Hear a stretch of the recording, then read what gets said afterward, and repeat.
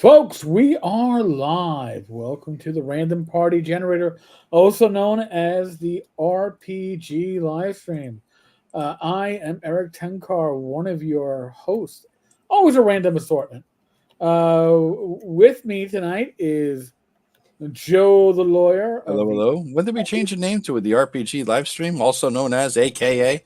When did we AKA ourselves? I didn't know that. I didn't get the Well, memo. AKA RPG, right? It stands for RPG, right? Oh.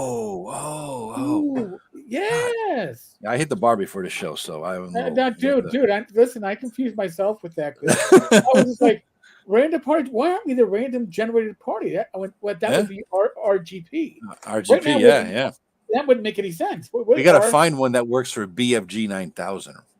Remember that? Doom 2? The badass gun, the plasma gun that blew everything up. Bad fucking gun, 9000. That's what it stood for. Anyway, hello. No, it wasn't bad. It was big fucking gun. Big? I thought it was bad. I was there. I played it. It was big. I was there. I was in Nam back then, says Rob Conley of Batniotic Games. No, I was in the shit, man. Geek. Yeah, I liked it. I was playing. I back had a then, choice. I could get a 286 with CGA with a CGA video card, or I can get a 8088 with a VGA video card, and I decided to go with the VGA, and that was the wiser shorts because monitors and even graphics cards were expensive. Dude, it was nuts back then. It was nuts. I didn't know what a graphics card was. I bought my first computer, a 46 SX33, right? That was my first personal computer. I got it from some no-name fucking company that doesn't exist anymore. It was a good computer. Then they upgraded it to the DX266, right? And so I bounced it up to that. And then you start with your fucking 2400 baud modem. By the end, it was 56K, and you're thinking you're a god of the internet, you know? Well, I remember I was playing this Star Wars game, X-Wing, I think it was called X-Wing Fighter, your fighter pilot. It was pretty good graphics back then. Yeah, and I'm playing with the Thrustmaster 2000, or whatever the hell it was called, right? The joystick. And I thought I was a god of I was a fucking Jedi Knight, you know? And I'm playing this game and having fun. I go over to my friend's house, and he's the guy who got me into all this shit. And he goes, "What video card do you have?" I said, "What is a video card?" He goes, "What?" He goes, what? So he hooks me up. He had a 16-bit sound blaster, and he hooked up the sound blaster to an amp, and he had two 5-foot speakers behind the chair that he plays the video game in. And so he's like, "Sit here, listen." So he turns the game on. I'm here, dun dun dun. I'm like, Jesus Christ, that's a video card. Where do I get one? Holy shit! That's an audio. That was an audio card. Audio card. Oh, it's an audio card. My bad. Audio card. Yeah. I told you hit the bar. Don't bust my balls too much. No. Well, I got an ad-lib sound card. Ad-lib. Oh, that's the high-end shit, dude. Yeah, and you were fucking around. My mom got me a MIDI keyboard for Christmas. Wow. I don't have much in the way of music or talent, but I was fascinated with the technology. And the thing about a MIDI keyboard, if you hook it up, it will record your what you play on it. And one day, me, Dwayne, and Tim were over in my apartment, and I saw that, and they were kind of impressed, and we started playing around it, and we made this song called "Warg the Orc." Warg the Orc. And I don't know, it was catchy, and unfortunately, though, it was in a proprietary format, so it didn't endure the test of time as far as. But please, somebody clip that Rob singing that and just send it to me. I lack the skill. But what Tim's referring to about my computer getting stolen. So, back then I was making like $8, $9 an hour. And that was a good job. Yeah, it was okay. Yeah. And I could afford a car and a nice apartment. But what I did with the computer was I could never afford to get a new computer, but I upgraded it piece by piece. Me too. So I replaced a motherboard and added RAM and stuff. And I finally worked my way up to 386SX, and nice. Windows was finally on the scene. So 3.0, 3.1. I think when this happened, I was running 3.1. Yeah, me too. I started with 3.1. I had Corel. I got a story. I was running CorelDRAW, so that's where I first did my computer mapping. And I started to write up my own version of City State, and Tim was helping me. Mm-hmm. And then one day I came home and it was gone. The computer? Yeah, it was gone. not much else was gone, but that was gone. And I heard somebody upstairs, and I was rooming with a friend of mine, and I ran charging upstairs, and my friend was in the middle of the living room. We kind of, the downstairs was kind of my area, the upstairs was kind of, except for one bedroom was mine. He was like mystified around, looking mystified. Then he sees me and he goes, "Go, Rob, stop! It's me!" And I stopped because I had murder in my eyes. And so we investigated, and it turned out he lost his stereo equipment and his collection of Marvel comic books, quite an extensive one. And we had a pretty good idea who it was. And then years later, it was confirmed 100% sure who it was. But the thing that's related to what we're talking about here is creatively, I was never able to recover that. I never resumed working on my city state after that. It just irks me, angers me, saddens me. I mean, I wrote a ton, as you know, Joe, I wrote a ton of other stuff, but never bothered finishing that up. Wow. So I started out with a 486 with a custom build SX33, but you could get the overdrive chips. That's what I got. The DX266. Yeah. Yes, I got an overdrive. Yep. And then I got extra RAM that somehow like slotted. I don't remember how I could get started with 4 and ended up with 16. Yes. Yeah. And so my girlfriend at the time was like, all right, well, CD drives were coming down in price a little bit. I didn't have a CD drive. So she got me a CD drive, creative CD drive. Oh, awesome. All right. So here's the problem with it, though. I install it all, because I'm already getting a little handsy with this stuff. I install everything. One fucking problem with the CD drive. It worked fine. There was an ICQ. I think it is. Yeah. It was a conflict. It's a request. Relay request. There's something. Yeah. Right. Yeah. And I had one thing that would not work. Oh. AOL. Oh, that's not a major loss, Eric. Got to say. Well, but back then that was a major loss. I got to say, I started the internet earlier than you, because when I was on the internet, it was Netcom and Delphi, and CompuServe had a little bit, but you paid through the ass. I got out of control one month, and I got an $800 fucking bill from Netcom.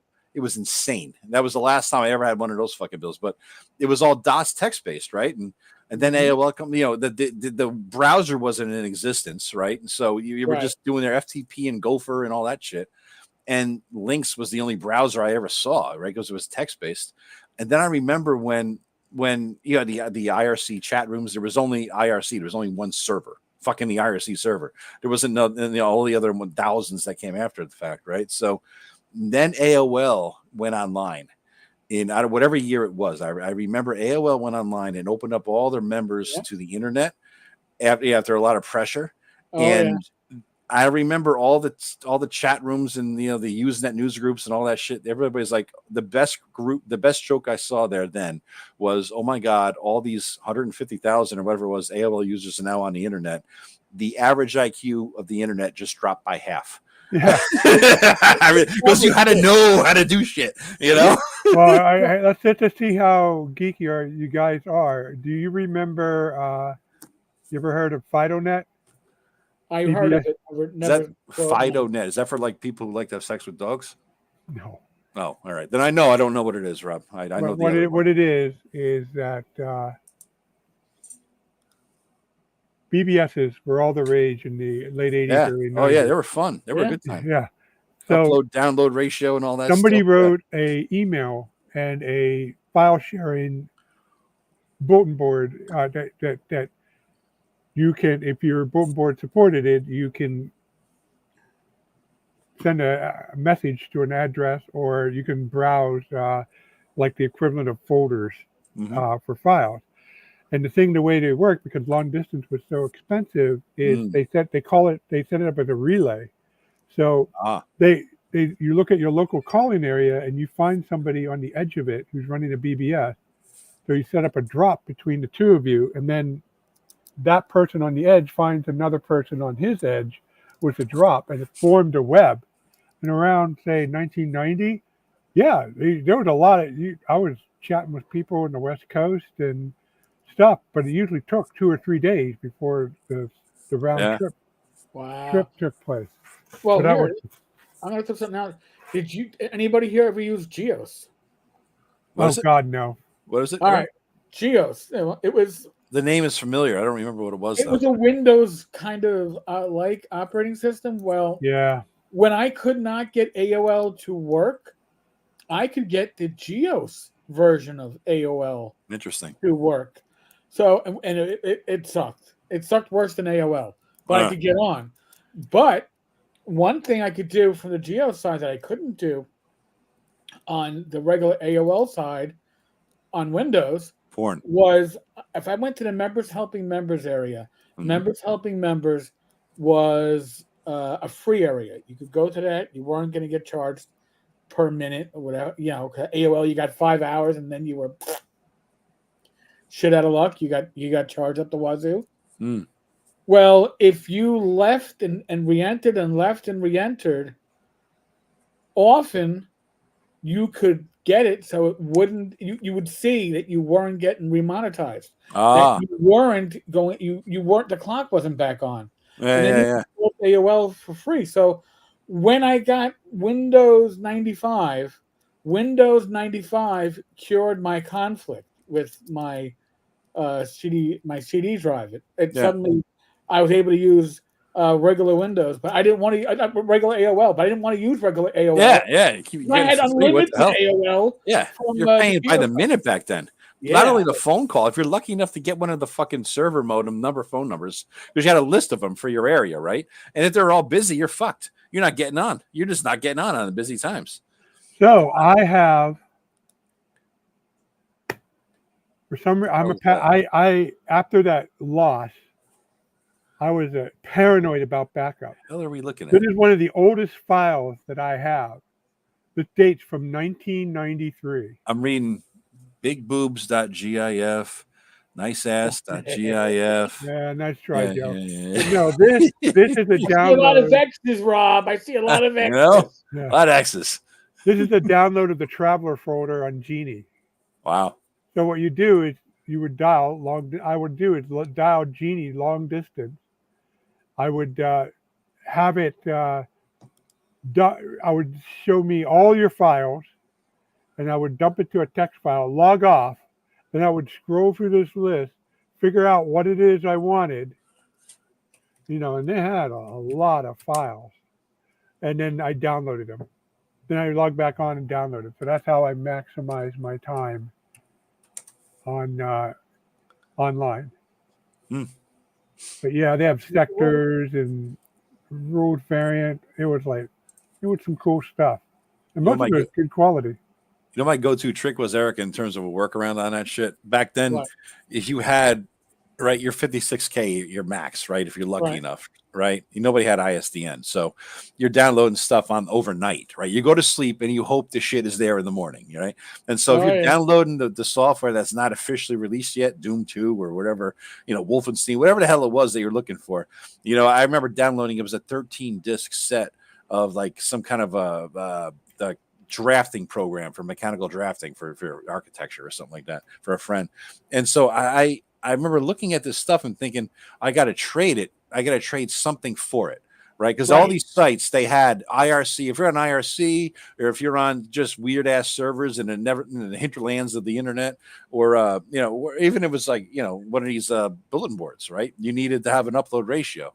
And so I'd always do this thing where I contacted, because I wasn't going to spend all my fucking bandwidth uploading some bullshit. I didn't have bullshit to upload. I just wanted stuff. I wasn't the guy who collected everything, right? And so I didn't have a library. I just wanted to Doom 2 when it came out before anybody else. And so over time, this may surprise you. I don't know if it might surprise you. Over time, I collected some really raunchy sex pictures of various things that will remain nameless. What the fuck? Why would she do? Is he doing that? Holy what? What is that up his? This kind of pictures, right? Stop horsing around. Exactly. So after wait a minute. Let me finish. So I had these pictures, right? I had 20 of them that I collected from random wherever the fucks, right? And I would reach out to these guys on the sites and say, listen, I want Doom 2. Well, what do you got? Well, I got nothing. And well, you got nothing and you're not getting Doom 2. Well, here's what I do have. I have 20 of the most random, raunchy, deranged, what the fuck, nasty, holy shit porn pictures you've ever seen in your life. And I'd sit there and I'd wait. And like 5 seconds, 6 seconds, 7 seconds. Okay, deal. Send it over. Without fail, these fucking nerds would always jump. So at the tail end of the BBS era, they started the CD-ROMs, as we mentioned earlier, came into vogue, and the BBS scene had started distributing CD-ROMs, and they were professionally printed and stuff. There was so much shareware, and then the one you probably would have glommed onto, Joe, was so much stareware. That was the porno CD. What is it called? So much stareware. Stareware. Interesting. I like that. Okay. Yeah. Now that was a fun scene. The bulletin board back then, that was a good time, man. You usually leave messages for people randomly. You call up the things, and you had to get them somewhere. And then you would download these lists of, like text lists of here's the boards and phone numbers, and some were still in operation and some weren't. And it was just this whole scene. It was fucking cool, man. It was decentralized, and you had to figure it out and know how to do it. God, it was a fun time. Spankware. I like that. Yeah, imagine if you could do that at high speed. It wouldn't be like, oh my God. Like, oh, jeez. I couldn't imagine. I remember playing Doom 2 on iFrag. You probably remember iFrag, right, Rob? No. It was the first software that it was this weird thing that somebody put together to make the internet itself mimic a Unix or a Linux for computer network, because you could play 4 players against each other on a Linux or Unix network. And this guy came up with the software called iFrag to help mimic that, right? It made the internet into that thing. Oh, it's an early VPN. Exactly. So you would log into iFrag, and then you have in these chat rooms trying to start a game. Now, everybody in the chat room, first of all, it was insanely difficult to set this up. There was like an IQ test to even get into this software, right? And so you're into the software. It's all DOS-based. And then everybody had to have the same WADs. If I'm going to run the turkey WAD for Doom 2, everybody had to have the same WAD. Everybody had to have the same updated version of Doom 2. Everybody had to join the same room at the same time. And then it would get going. It was a really complicated thing, but it was fun because you're playing on the internet, multiplayer Doom 2, against people who weren't on your work network. It made your work network into the internet and vice versa, right? So you're having a blast playing all these fucking people over the world. But these assholes who were like actually in a computer lab at a T1, they always had the fucking speed advantage. Even if you turn down your graphics and shit, these assholes with the T1s, you would like lag freeze for a second and would come back and you're dead because you lag freeze and they're on their fucking T1s. They just wasted your ass. You're a puddle of goo on the ground, Yeah. When Joe says WAD, do you like WAD, Tim? By the way, anybody who's watching this, we are not having a Monday night show because it is somebody's birthday this week, who shall remain nameless, who is Tim68. But yeah, no show coming up on this Monday. So we'll be back next Monday. That we're going to finish off our live game that we're playing with me, my brother Tim, and Ken. So it's a good time. And Flint is joining us too. Flint Fireforge. He's going to be a new player in the game because my brother's got to drop because he got a new job. So anybody who's ignoring the rest of it, we're out in the cold, looking at through the window at the RPG game. We're in the cold. Did you play in my campaign last Tuesday, bitch? What do you mean? Well, speaking of RPG, speaking of RPG, you already have your video, so I do. Be right back. All right. Oh, you all right? Yeah. Look like you got to take a shit or something. What was that? It was like emergency look. Like, oh gosh, it's coming. So this is Sarda, the Republic of Sarda. Here, let me enlarge you as Eric screams in the background like a maniac. So it's the Harn back, and it has glossy color paper. It's a good book. Yeah. It's a good book. And it has an article about the Republic of Sarda, which is a merchant republic in the style of Venice, Genoa, those things. It has Harn's largest city, Coronan. They didn't have a fold-out map. Probably too expensive. I was a little disappointed in it, I got to say. I look forward to the big fold-out maps. They're like the highlight of these things. Yeah, the corn end has a 2-page Yeah. fold-out map. Yeah. And then it has shear end, which is the Florida's second city, and of course, nudies. Nudes? Nudes. Oh, I missed that page. Zoom in on that, Rob. There you go. Only for you, Joe. Thank you. Thank you. But Hard time. one interesting thing about Sharon is what I always like about the city is that get to the city map. It's like being eaten. It's like dynamic. It's being eaten away by the river. I can always recognize a Harn map when I come back. And yeah. This is... You missed the nudies. Nudies? I missed nudies? I guess I have to go back to that page, eh? Wait, did he actually say nudies? No, there's pictures of boobs. You missed the boobs, Eric. Yeah. Rob, what do you mean? Why are you even taking time to find this, Rob? You know it's like folded over so you can access it quick. You're just trying to look good for the camera. Yeah. Oh, God. No, I'm not sure where it is. Nah, that's all right. No big deal. Oh, well. So, and the Canday Kickstarter is up, guys. So if you want to get on that, I think some people will find Canday a little bit more approachable as it is a feudal kingdom. Plus, it has more articles in it than the usual. They managed to pack more. When is there an end to this, Rob? Is there an end to this Harn shit that I've signed up for and I can't get? I feel like the guy who jumped on the lion's back or holds on to the lion's tail, and I can't let go. I had to expand my binders, so there's plenty left. There's plenty of left for them to turn into more hardback. Jesus Christ, it's never ending. It's never ending. Well, I have here's no the thing. Back in the 80s, they came out with Cities of Harn, and then they did a few more projects, and then they came out with a product called Son of City, which expanded each of the city articles that they originally released. So my prediction is the next round of hardbacks will be the Son of Harn, and they'll do the same thing. They'll go through each of the I bet they'll go through each of the kingdoms and put in the other articles that they didn't include the first time around. Son of a bitch. That's just insane, dude. I mean, it's never ending. I didn't know I was getting into that shit that much. What do you got there, Eric? Drugs, illegal drugs. Yeah, medications. Nice. I totally forgot that I was getting I had medications coming tonight, and Rach forgot. So as I'm screaming, Rach, she's in the shower. So I got to go running down and get my meds. And other things that we never thought we'd be talking about D&D around the table at age 14. Yeah, I gotta get my meds, damn it! Let me get my walkers. I can get down the stairs. Rage, help me out. I love using capsule. They are they delivered all 5 boroughs, I believe. They're in a lot of cities. So is this a drug endorsement? Is this your first official endorsement of a drug company? No, we don't do endorsement. I'm just saying, like, I found them during COVID, and I was like, wow, this is... I used to see it advertised on the subways, and it's like, this sounds silly. Who cares about that? And it's like, oh, well, I care about it now, because I can get shit delivered to my house. So Fugly says here they expand each paragraph into its own book. Well, one day, hey, Rob, in your Harn stuff, is there an article about charcoalers? Yeah. Yes, there is. Oh, what? Charcoaler, a guy who makes charcoal. Oh, yeah. I never heard of that before.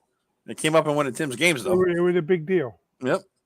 By the way, Mr. Gunn, there was no date, and yes, I know it's unbuttoned a bit. It is fucking hot and humid here in New York City.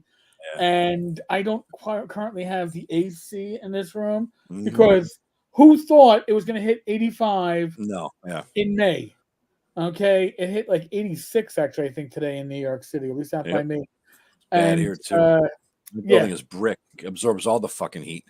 Yeah, so well, I have my AC running back there, so I'm good.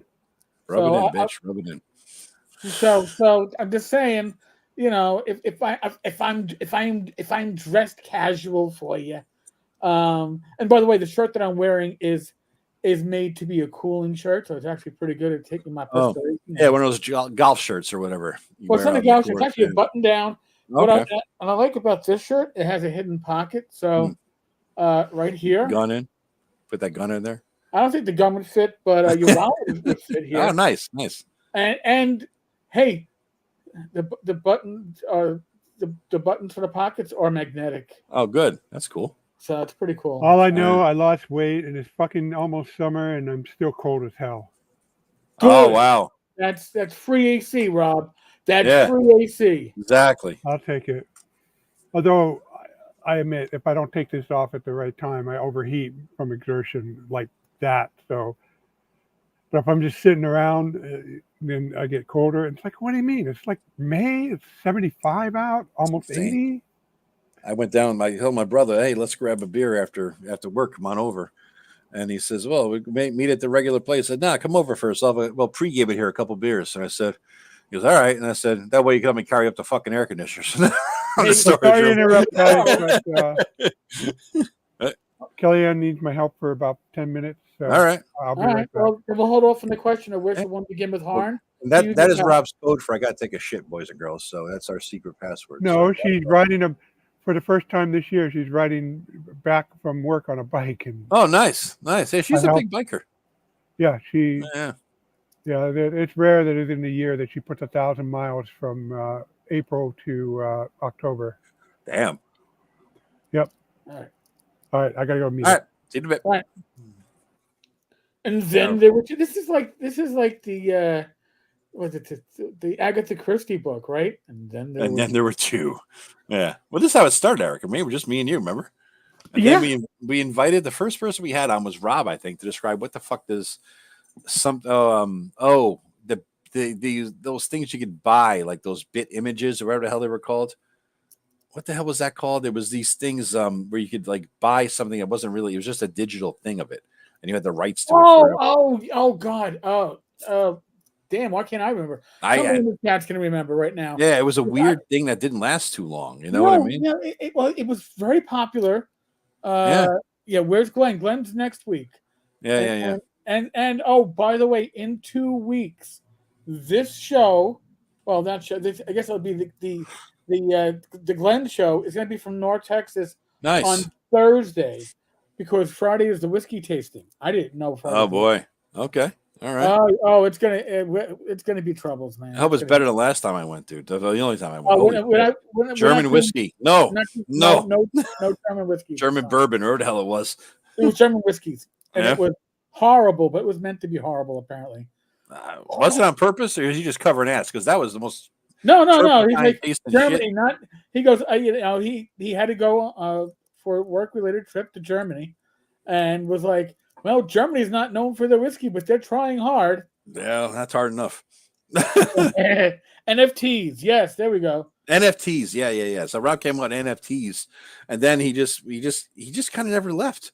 If I remember right, we just kind of Rob just came in one night, and that was it. He just never left, and then we said, "Oh, well, let's invite the rest of the group."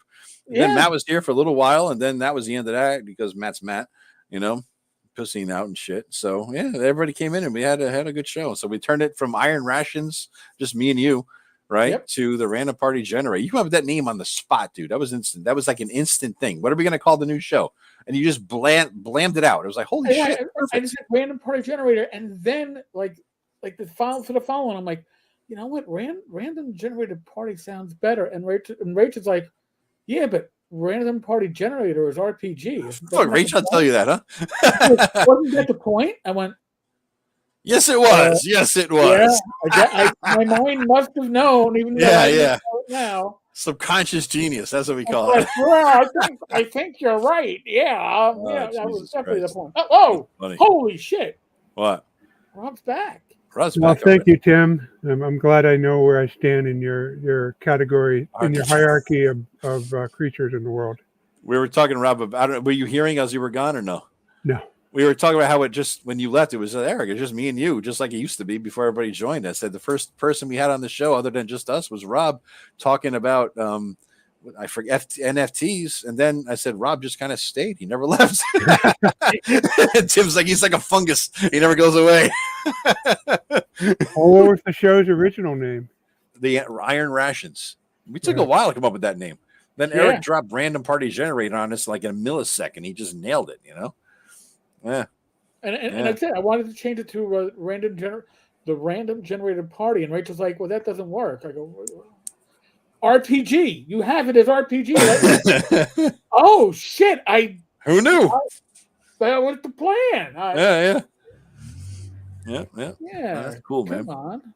So I got done with my commission mat project. Yeah, what were you doing, dude? You kept talking about your commission. You're making like $1 million on this fucking thing, right?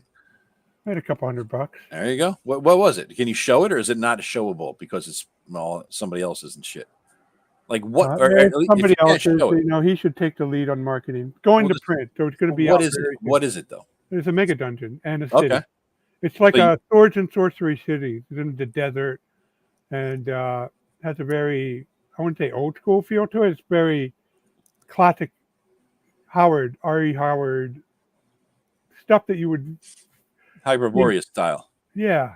Okay. Yeah, and it's a mega dungeon, and the maps were all hand drawn, and they were drawn without a grid, and needed some tender loving care. So he drew he just drew a scratch on a graph paper, and he said, "Here, do something cool with this," basically, right? It wasn't even on graph paper. Oh God.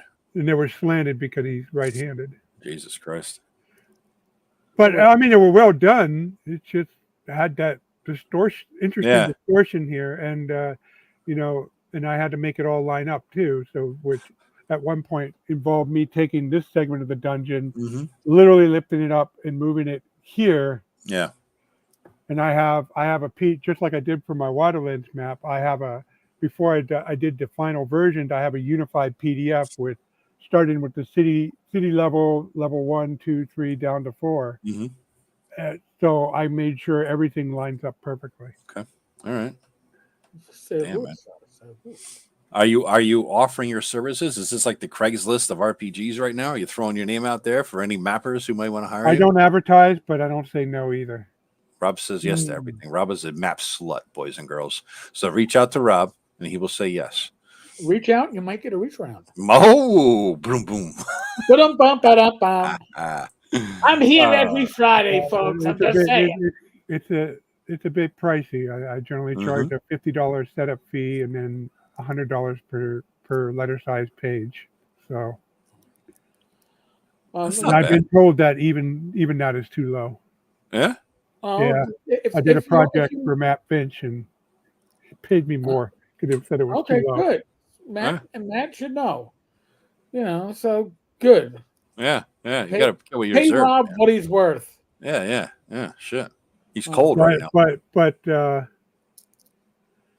I'm not like Tim or Matt Jackson, where I actually draw stuff like an artist. I'm more of a cartographer. I mean, I could do something, but I guess I'll show you an example. I knew it was coming.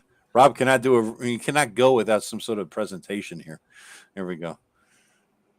What is new in gaming? Was there a thing going on, Eric? Is there a controversy? There is news today. It's not gaming stupid news though, but there is news. Mike Merles has landed a new position. Oh, where did he land? Chaosium. Really? Yep. Director of the RPG line or something like that? Yeah. Interesting. Think he's going to do something big with it, or is just he's landing there and he's going to drift for a couple of years and move somewhere else? Oh no! If he's going to Chaosium, he's got plans going. Oh yeah. What do you think they're going to pop with it? What does Chaosium have the rights to anymore? What can they do? Call of Cthulhu. All right. That's the big one. RuneQuest. Okay. Another big one. You don't have any Elric shit, right? No. Basic role playing, which is the core rules behind pretty much RuneQuest and Call of Cthulhu. Yeah. Well, God, they have some other. Oh, what the hell is it called? It's a newer game. I can't remember what it's called. I feel stupid. Man, anybody else knows? Throw it out there. But yeah, we're trying to figure it out. What? But yeah, I can see Mike getting a lot of stuff done. So there's the map I finished up, and very nice. And it's several levels, all intricately interconnected. But Rob, where are the toilets? I see no toilets where the orcs. They're accounted for. First of all, Joe, this It's the city sewer statement. So there's your Okay. goddamn toilet, and you There would you like go. your goddamn toilet. Hang it into the sewer, take a shit. Oh. Not too many doors, huh? I'm noticing a lack of doors on some of these. Yeah, it's like an old style catacomb. There's Okay. not too many doors in real world catacomb. Yeah. So that's what it is. It's a catacomb system. Yeah, mostly temples and tombs and stuff like that. But it's all underneath this. How is somebody going to pronounce that? The tomb complex. Go back to that shit. Go back. It's underneath this city. What? Go back one slide, Rob. One more. Really? The tomb complex of what is that? What does that even say in the top right corner? YMMU. Mkasa. What? English, man. English. Okay. Anyway. English, motherfucker. Do you speak it? So we need that. I completed that, so I'm working. I've been doing work on the Majestic Fantasy Realm, but it's now my full-time attention. So Bed Mike in is the middle of islands. Mike, do you know shit about it? Come on and join in if you know shit about it, dude. I mean, yeah, bring it in. Eve of Ruin, which is the new Vecna. Is that a Vecna? They do a piss poor job of it. Oh my god! Really, dude? So now I did mention to a few friends that, hey, I'd love to see what this piece of shit looks like, because I hear people talking about it that got an early copy. Is it I or Eve, Eric? Eve, I think. Or is it I? I thought it was. I would have thought it'd be Eve. Eve of Ruin. Vecna, Eve of Ruin. Okay. Of Ruin, I guess. It's about more than just Vecna. So suddenly somebody linked to me a PDF drawn on the I guess D&D Beyond early release of it. And I haven't given proper time to it, but I know that Skeeter Green has given proper time to it, and Skeeter won't stop messaging. It's that bad, huh? Oh my god, it is. Has it offended his sensibilities? Yes, and Skeeter has no sensibilities. Okay, so it's hard to offend what you do not have, but they manage to do it. Yes, you know. And all right. So what are the top three? No, Skeeter. What are the top three complaints that Skeeter has given? Sorry, Rob, I cannot discuss such amongst you because you will get upset. Okay. Really, that bad, huh? Yep. I mean, some of the art's pretty good. I'm looking at the webpage here. Some of the art's not bad, you know? No, but apparently Vecna is in a same-sex relationship. Oh, why wouldn't he be? You know, so, I mean... If you go through the trouble of... Here's some of the pictures. If you're going to go through the trouble of making and imbibing a lich's potion to transform into what you just showed. It's kind of a badass picture. I got to give you that. It's a good picture. I got to say, I like that. AI or what? I don't think sexual relations is going to be on your mind.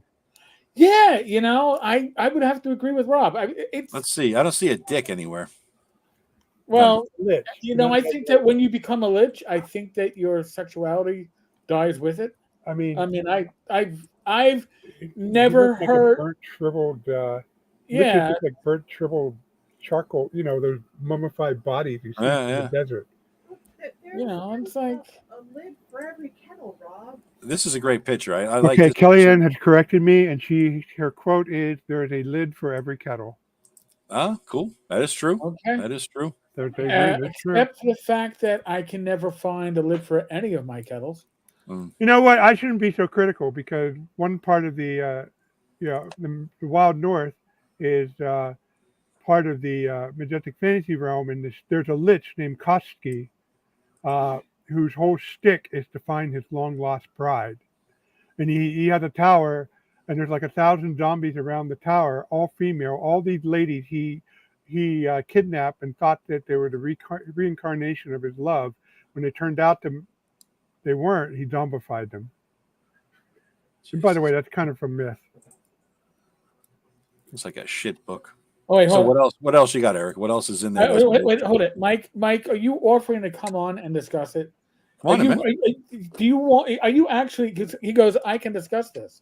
Oh, come on in, dude. Come on in. Join up. Oh, You Alex, have my.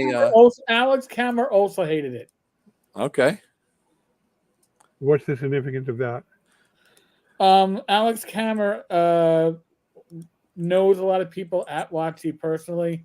Alex is the guy behind Gamehole. Alex has worked with Ed Greenwood. Actually, they worked on a project together that was supposed to be. They were hoping to be published by WotC, but then they had to go through the DMs Guild instead because WotC would not pick it up, and that was Ed Greenwood on it. It's like, wow, so. God forbid that he actually inserts original OG Forgotten Realms lore into the fucking Forgotten Realms. I remember hearing him talk about his realms are so different than what is out there right now. I mean, because they took a snapshot of his world, fucked with it back then, right? In 19, whatever the fuck. And then they've been fucking with it ever since. So his world there's a parallel universe. They released Ed Greenwood's Forgotten Realms a while back. And it's very a whole much setting made somebody who lived during the 60s and 70s. Oh, yeah? Yeah. Is it Ed? Wait a minute, Rob, what are you saying? There's a version of his Forgotten Realms out there somewhere? It's more like a retrospective than Really? like a version, but yes, Okay. It's called Edwin. Look it up. It's called Ed Greenwood's Forgotten Realm. I have a hardcover floating around somewhere. No shit. Does it talk about the elven breast milk? Elven breast milk. Oh, I think it's been PG. So. Mike's in the car.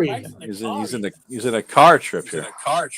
Oh, I'm hearing ourselves through Mike. I'm at the warehouse getting ready for North Texas, man. All right. I got I got a con in 10 days, or I don't know how long we talking. Are we hearing? Well, one quick thing before Mike takes over our show. He's not going to happen. I just got confirmation that the book shipped to Blackblade, so they'll be at North Texas. Oh, nice. Mike, nice. You got echo. Yeah, big time. So 10 copies of How to Make a Fantasy Sandbox. Just turn your volume down a little bit. Yeah. Can you? Am I still echoing? Hello. Let's see. Let's see. No. Yeah. A little bit. Yeah. Well, we'll be quiet. Yeah, you talk, Mike, and we'll shut the hell up. So I'm just going to give you a real quick. Mike, you're echoing. Yeah, we know, bro. That's what we just said. We're going to be quiet so we can talk. Eve of Ruin update here. So basically, it's this giant Vecna, the most evilest thing in the universe, is going to destroy the multiverse. And so your characters get wind of this and they have to fight him. But to help them, they're in the, by the way, this takes place in the Forgotten Realms, but for some reason, their help comes in the form of Mordenkainen and who's the female, Jarissa. So who? Elminster doesn't even want to get involved. Elminster and Blackstaff and all the giant, great, super powerful mages of Forgotten Realms, even though the multiverse is going to be destroyed, they're not involved. Instead, Mordenkainen comes. But I'm going to have to do a spoiler here. Spoiler, it turns out that Mordenkainen is actually Koss, which you think you'd figure out because Koss can't cast spells. Yeah. So he's disguised himself as, of all people, Mordenkainen, which is terrible. Mm-hmm. And so they can't even get the most powerful mages in Faerun to come, which is dumb.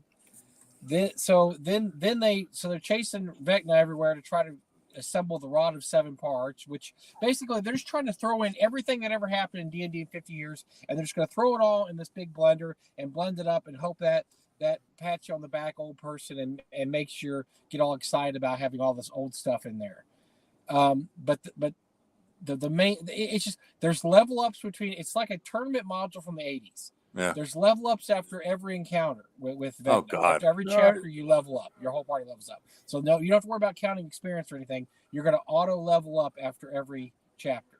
Jesus Christ. And then, so according to Alex Kammer, I haven't gotten to the end yet because it's a slog, guys. It is a freaking slog.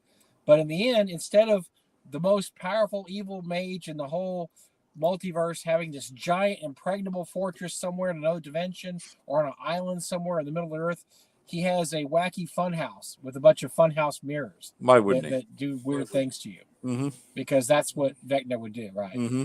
He wouldn't create an impregnable fortress anywhere or anything. It's just, I mean, so far I haven't got to the really bad stuff. That Skeeter couldn't finish it. Alex Kamer play tested last year. He told Eric and I last year, we were sworn to secrecy how bad it was, and apparently it hasn't gotten any better. Alex Kamer sent them 3 pages of suggestions to try to make it work, and they took none of them and just said, patted him on the head and said, "That's great, man." Thanks, old man. But you know, yeah, it's like a module written by a bunch of like retarded 12-year-olds or something. It's like written by AI. It's like, okay, it's like written by AI because it's like, look, it's the 50th anniversary. We're going to throw in everything we can from the past 50 years. So we're going to put Greyhawk in there. We're going to put Mordenkainen in there. We're going to put Koss and Vecna in there. We're going to put, Rado 7 parts in there. So they try to shove all these square pegs into this round hole. And it's just, God. Like, what I don't understand is they have all these name NPCs in here. How they're getting around the players are just watching the show. Well, they don't care. Well, because they're not really because Koss is really Mordenkainen, so Mordenkainen's really not going to pull him out of any fire and help him. And what cause it turns out that Jarissa or Larissa or whatever is not really Jarissa, it's her sister. So like I said, there's no really, so they're going to destroy the multiverse, but yet nobody really, like Elminster doesn't care about the multiverse. Tensor doesn't care.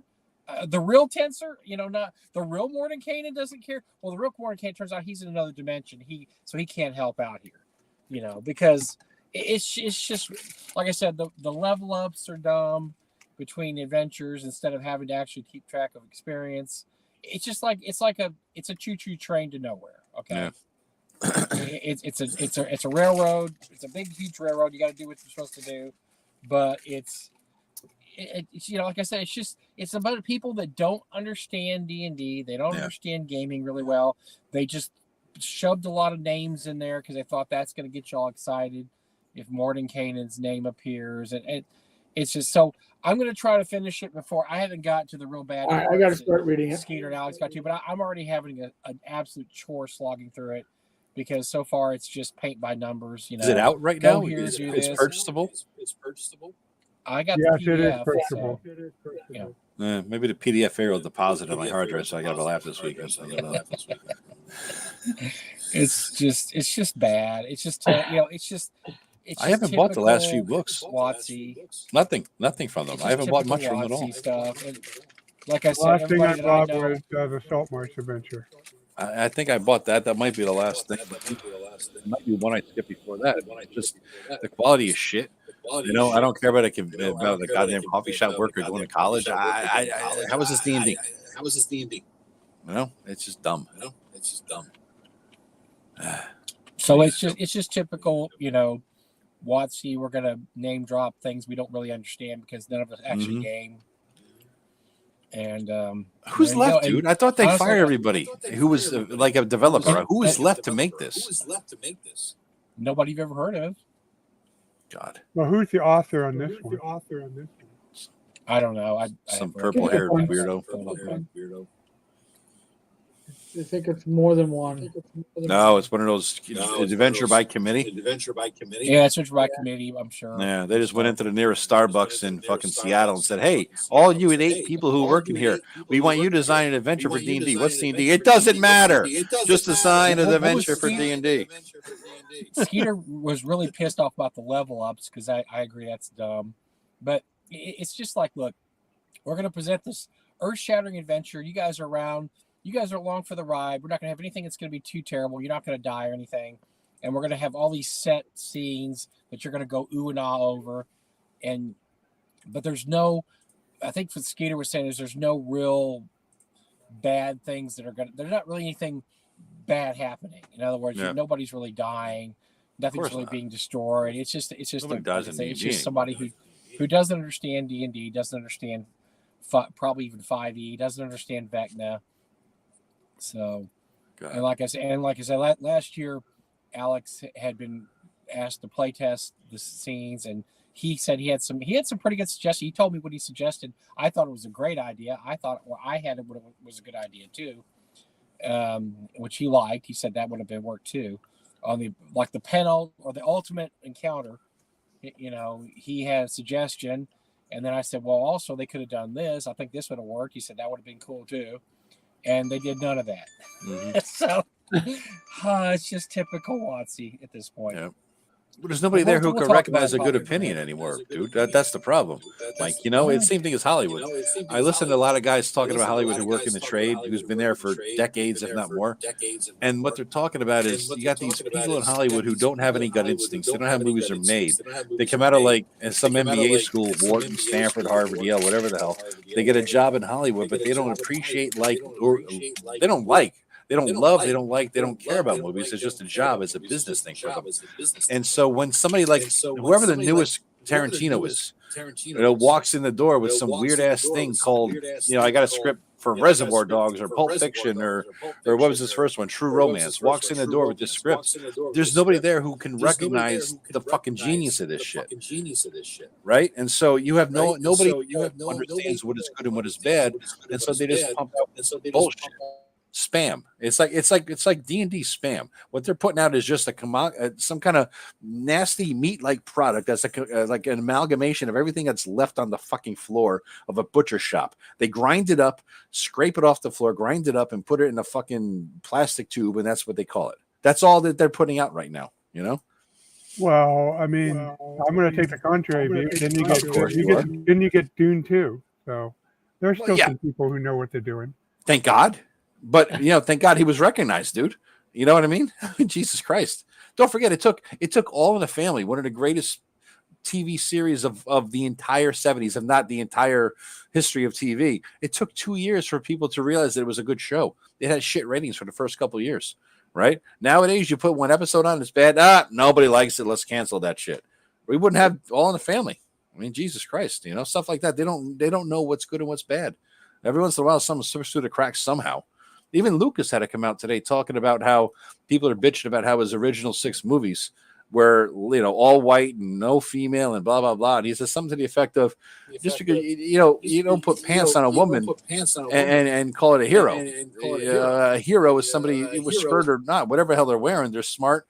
They know, you know, logistics. They understand how things work, strategy, the whole bit. And so it's like, just because you make a woman look a man is not going to make the woman a hero in a movie. You know, and so people don't understand this though. They think that you just got to, you know, make a woman like a man. And next thing you know, boom, here it is. It's a woman's world in the movies. It's a woman's world in cinema. They're taking over for the men. It's just dumb. They don't understand what stories are all about. That's the root of it. Star Wars didn't have Lando Calrissian. Yeah, right. Who knew? Who knew? They didn't have. How about Mace Windu? Badass. Right. Wait. Princess Leia, who. Mm-hmm. Was badass in the movies? Wasn't? Yeah. Oh, I guess she had male appendage I didn't know about. All right. I'm just saying it's kind of like when you look at old school D&D. Like I look at the DMG. I was doing a reading from the preface the other day. I was actually doing a video on it, and Gary, referring to your players, says. He or she. He doesn't just say assume that your player is a male. Yeah. He or she. That's in the preface. That's from what 1979. Yep. So the assumption already back then. I know new history rewrites old history, and WotC likes to believe that the old and yes, it was a different world back then, and there were different morals and there were different expectations and different culture. We understand that. Yeah. But there were women in gaming back then. Yeah. There were minorities in gaming back then. Yeah. I played with them. You know, yeah. I didn't play with them in the Poconos because it was everybody all guys. White. Yeah, it was all white guys. But we played in high school. Yeah. We certainly did. We certainly played with everybody because it was New York City. Yep. Here's the 2 quotes from Lucas.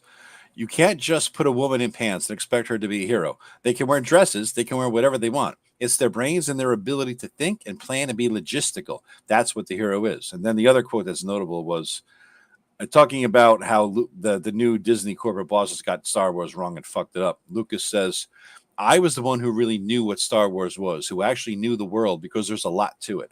The Force, for example, nobody understood the Force, he said.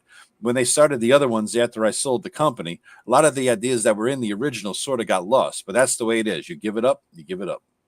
He sold he sold his baby, that's it. So this is the mentality in Hollywood. It's a mentality in publishing. It's because people who don't have the grit and the know-how and the knowledge don't get into these positions. They're just hiring MBAs and assholes and nepotism, I think, too.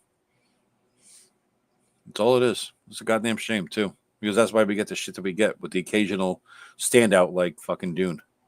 Yeah. Dan, that was a rant. Oh, yeah, I was on a roll. Sorry. Yeah. No, that's just terrible, man. I'm disappointed in the hobby the way it's going because Wizards of the Coast, whoever owns D&D, it's sort of the flagship, and their boat raises everybody else's boat, right? They're that's the way it goes. And so I sense that there's a downsizing of the industry coming up soon because of their failure, their imminent failure with their bullshit VTT and everything else that won't work well, and their shitty quality of their products. It's just going to be a low point. What was that? The audience. What was that, Mike? We're not the audience anymore. Yeah, but is there? All right. I mean, is there going to be? We have the OSR. Is there going to be, Mike? I mean, do you think this is going to? Do you think this is? They're looking at younger people. They're looking at the baby boomers were out. They're looking at Gen X and younger.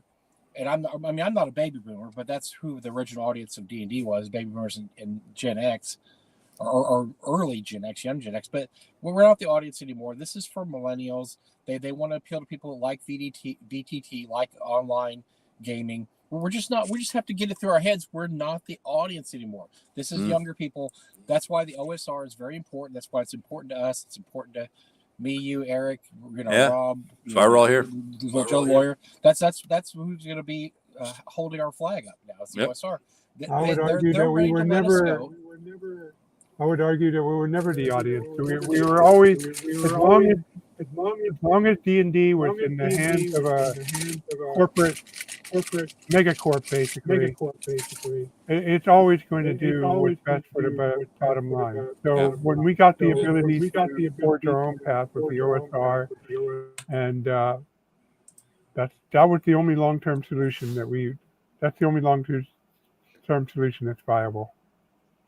Well, yeah, I mean, once for us, when TSR sold out for us, for Kelsey, for people like Kelsey and Shadow Dark. Oh yeah, like you Rob's right though. Like once TSR sold to WotC, and then WotC got bought out by Hasbro, and then what was left of WotC, the original people, started leaving. Once those that remembered what the roots of D&D were gone. That was it. I mean, your corporate overlords are the ones in charge, and they see it not as a game; they see it as $1 billion IP. Mm-hmm. And the game is only important if it can generate money for that $1 billion IP. Yeah. Now they were hoping that $1 billion IP was going to be the movie. It didn't do well enough. Nope. Then they were talking about doing a live action series. I don't know if that live action series was going to be Dragonlance, but we know that's not happening. Then we were going to have the D&D channel, which we have, but they've done no advertising for. They don't care. A YouTube channel, you mean? No. There's a D&D channel on TV, on like free TV, like really? free version. Yes. I didn't know. Nobody cares. Yeah, I didn't know. I had no idea it existed. Yeah. Oh, they do like the live plays and stuff, and they got some of. But what happened was that went live right after they sold off. What was it? E1.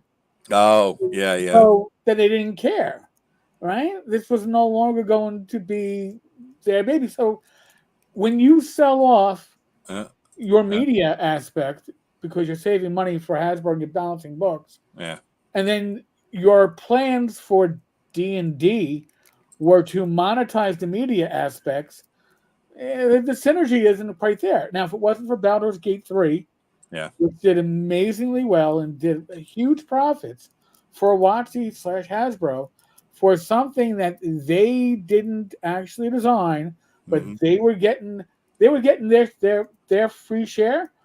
But they realized quickly that if we had designed this ourselves, if we had our own programming studio do this, Yeah. our share would have been a lot more. We would have made more money. Mhm. Okay, so that is probably why one of the reasons why Larian said, "Yeah, we're one and done," because Yeah. if they did any further work on it, they know that WotC wanted a larger share. They didn't say that, but I can Mhm. almost guarantee you, Mhm. WotC was like, "Oh well, if you're going to do any kind of DLC content for it, we want X as opposed to Y, which we were getting before." Basically rewriting the terms because they see not the money that they got, Mhm. they see the money they didn't get. Mhm. They see the money left on the table as opposed to, hey, we got free money on our IP from the great works of a third party. Yeah. No, they see it as we didn't get all that money that should have all been ours. Look at that. Mhm. We fucked up. You There's know, been such churn at Wizards. I bet you when Baldur's Gate 3 released, most of the company was like, wait, what? They what? When was this? What? Huh? They probably didn't know. You know what I mean? It's like that exists, huh? How did they so, get that out there without us knowing? Oh, we signed a contract 9 years ago. What? Have nobody told me? well, and I mean, look at the bad D&D movies, all right? The ones that were direct to video. Mm-hmm. Why were they even made in the first place? Because the company, Sweet Pea, that had the rights to it, had to keep the IP in production, or their rights would have reverted back to WotC Hasbro. Mm. So they needed to constantly make shitty movies because they retain the rights that way. Jesus Christ. This is, I mean, it's the same reason why we got a shitty Fantastic Four movie Yeah. that nobody was ever supposed to see. Right? It was done because the studio that had the Fantastic Four rights needed to put something out to retain the rights, even if they weren't going to put out Yeah. a movie that was commercially viable or even worth going to direct to video on. Mm-hmm. You know, it's a bizarre universe that we live in. And going back to this Eve of Vecna, this is literally WotC saying, "Hey, look, the Marvel multiverse, this Yeah. whole Loki storyline. Think about what we could do if we took that to D&D. Oh my, because that's what we're looking at, right? The Mm-hmm. multiverse is being threatened. Mm-hmm. They're trying to do an MCU with the D&D IP, Yeah. and it's not built the same. And even the MCU is having, Oh, that's dead. That's completely dead. yeah. I Yeah. mean, and it's a shame because I know. I mean, and listen, I'll say this much: Loki, for as confusing a storyline as it could be at times, had an actor that I actually found enjoyable enough that I wanted to come back and watch the next episode. Even I watched the first season. Yeah. I watched them all. The first season was the best, but that's the same thing with The Witcher. The first season was the best. Yes, absolutely. But it was sticking to the books. To the books. Now, by the way, folks, I'm going to throw this out there. I believe it's still up on Humble Bundle. Maybe it isn't. They may have swapped it out by now. There was a Humble Bundle for the Witcher graphic novels. All of them? I think yes, it's still up there. It's another 7 days left. All right. So you get Witcher graphic novels and Cyberpunk 2020 graphic novels. Really? Yes. And the Witcher stuff builds off of the stuff that's not just in the game, but in the books. The books, okay. Remember, the TV series on Netflix strayed. So listen, I'm going big time. So I'm going to throw. I actually somehow I bought this twice. That's how excited I was. You bought the same thing twice? I actually bought it twice. Don't ask me why. I looked at my I was going to buy it a third time. I'm like, oh my god, I already bought it. All right. I'm just yeah, saying, I haven't started. I started reading one of them, and the artwork looks really good. I'm not even concerned about the Cyberpunk 2020 stuff, but the Witcher stuff looks really good. And this is how I do my comic book stuff now. If I'm gonna read comics, first off, I have no room for them to buy physical comics, but I am going to get them in digital format, and if I can get them on Humble Bundle, or for Nights of the Dinner Table, get them on Bundle of Holding. That's the way to do it. I can read it on my iPad, I can read it on my computer screen, and it looks beautiful, and my old eyes don't go. Yeah. You know what I like? I like those omnibus. They got one for Marvel and one for DC. It has pretty much all the comics, even the oldest stuff. I was never a comic guy growing up. I literally couldn't afford it. So I never got, other than the ones that you saw in the Sunday newspaper, the comic section. Right. That's the only comics I ever read. And I mean, in my town growing up, believe it or not, they had the third comic book. There was Marvel, DC, and then there was this place called Charlton Comics, and they just had their knockoff version of everything. Oh yeah. It was run by the mob or something. I don't, allegedly. You know what I mean? There was a whole lot of allegedly. Here's an interesting one. Yeah. I believe it was called Whitman. Whitman was a publisher, but really what they were is they bought leftovers. So they would buy leftover comics from DC, maybe even Marvel, and then they would restamp them with their Whitman brand. And then bag them like 3 comics for like $1. I remember that. Yeah. Yep. Jesus. Yeah.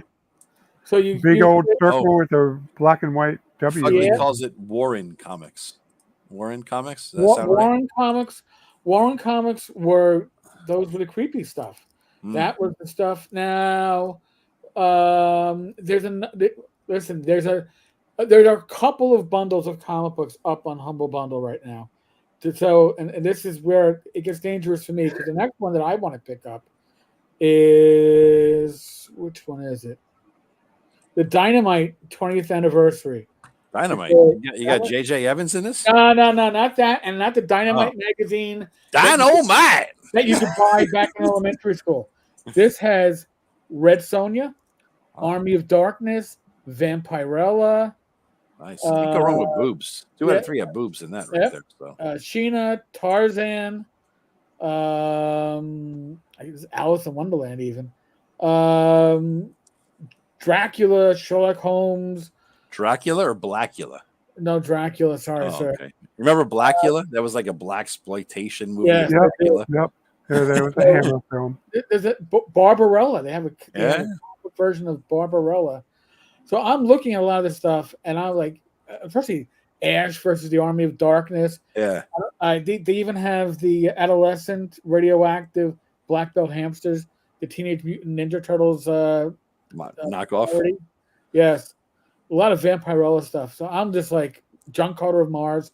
I'm like, I got to pick this up. This is a ton of comics.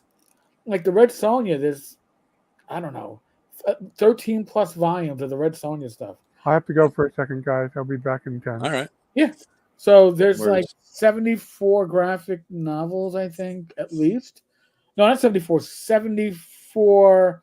Like the Red Sonja, the 13 volumes of Red Sonja counts as one item. So there's a huge bunch of stuff for your $20. I mean, this is how I enjoy my comic books these days. But definitely the stuff for The Witcher looks really good. I'm hoping that this guy who did what's his name, Cavill, he's a huge geek like us, believe it or not, and he gets laid. Who knew, right?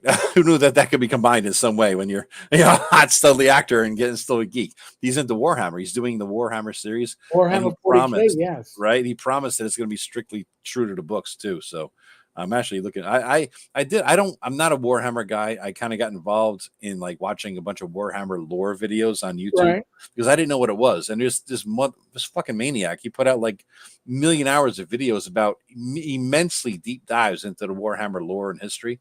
I spent a week or two just like listening to this shit, sucked into the universe. It was amazing, really, really good. I enjoyed the shit out of it. I gotta say.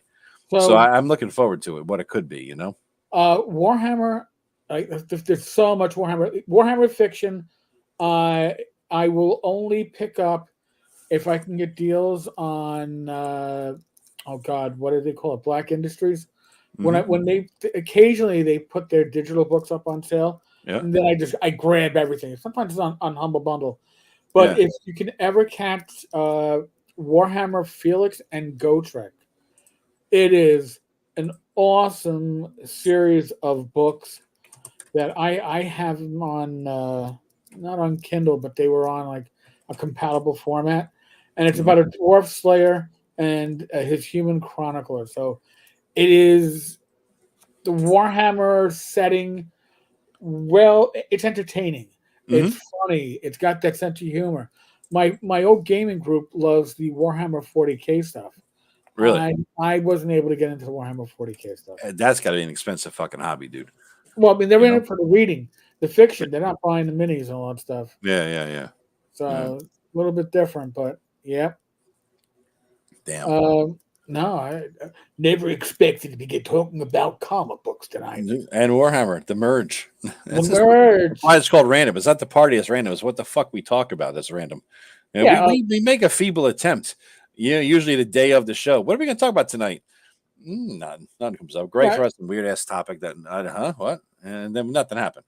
Well, so, I was going to be here, so I was like, everyone. Yeah. He throws some bullshit topic for us that he's not going to be here to deal with. Yeah. This is my idea. Well, who cares? He's holding his good ideas for when he's actually showing up, so we can make some points. I'm sure that this idea of left to go to his full extreme would have been something that pissed Rob off. There's some trigger in there that would have blown Rob up. Oh wait, I am Rob. Wait, I am Rob. I am me. I actually say me. It would have blown me up being Rob Conley. Would have blown me up. Boom, boom. Yep. So we're thinking July, right, for a big get together in New York City. All right, that's good, man. I got to work out the details. All right, you got all the contacts and all the people, so yeah, I got all the contacts. That started at just me and you too. Remember me, you, and Race just going to New York, meeting a complete strategist, having a couple beers, and then hanging out and bullshit, and then we go home, and now it's grown into this thing. How long have we doing this? Like 8 years, 9, 10 years? I don't know. God, yeah, at least. Yeah. I'm not sure if I was even. I might have still been working when. Oh, you were definitely on the force still when we started doing this shit. It was at least 9 years ago. Yeah. Because we would do it. Then I took a couple of years off from the entire OSR. I got burnt out on everything, and I just took a couple of years. I deleted accounts, paused everything. I was like, I went away for a while. Shit going on in life too, and I came back, and they're like, oh, everything went to podcasts. It was all of a sudden the blogs are dead. Google Plus had us on his last legs. Everybody went to podcasts. I'm like, Jesus, what the fuck happened? And then the Zach shit blew up, and that was that. But yeah, we still, other than those couple of years, we've been going together for fucking at least a decade. Yeah. And now it's grown into like a thing. It's grown. It's like a thing, a marvelous thing. Yeah, it's a moment. It's a thing. We can, dude. I tell you, you talked about having like the New York City Con about that old bar they used to go to. Remember? Well, sadly, that bar is closed, and it was supposed to reopen as a Nepalese restaurant bar. Oh, okay. No, they apparently haven't. I guess they haven't gotten their licensing. However, I don't know if they have the right officials. Another retired NYPD sergeant reached out to me, and they have access to a venue that would like to be used more than it currently is. Really? And yes, and actually, it is the minor league baseball park on Staten Island, which has suites. Has like 13. Air-conditioned / heated suites. Wow. So you can have games going without noise interfering with anything else. Wow. And the ballpark would, if there was a convention, open up concessions. The ballpark? Yes, the ballpark would open up concessions. So you could go and get your food, get your beer. It's a lot cheaper than major league concessions. I mean, oh shit. Oh yeah. Actually, Rachel and I plan on going to a game there this summer. That's kind of cool. So he's where I point him in the right directions. I'm not somebody who's able to, or I can't organize this. This isn't my wheelhouse. No, I get it. Damn. And somebody wished me. I'm scanning for the thing. Ryan, thank you, Ryan. Aqualif Media. I think that was who said happy birthday. Thank you. Yes, it was my birthday this week. So. And Tim's next week. Yeah, Ryan, thank you. It was you. And then Mike, yeah, next year, dude, I'm going to be there. Not this year, next year.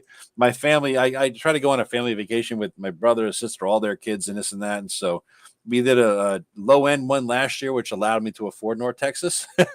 But the problem is I didn't plan on doing that low end vacation when I was saving for vacation money. So it ended up costing a bit of a, and I went nuts in North Texas, as you know. You were there, me and you were at Raji's, elbow to elbow, trying to grab all the shit he had in his rare box that he found. You know, that he's like, oh, I got this rare shit. Boom. Me and Mike are diving in head first, grabbing everything we could. It wasn't nailed down.